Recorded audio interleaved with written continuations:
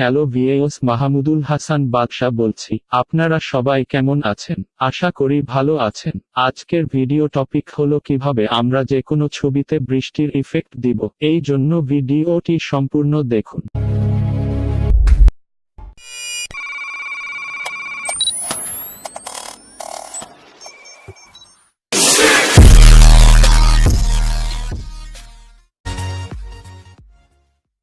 বিরতির পর এই জন্য আমাদের একটি rain GIF PNG photo download করে নিতে হবে। আপনারা কিভাবে এই ফটোগুলো ডাউনলোড করবেন তা নিয়ে আমার একটা ভিডিও করা আছে, আপনারা এই জন্য আমার সাজেস্টেড ভিডিওটি দেখুন।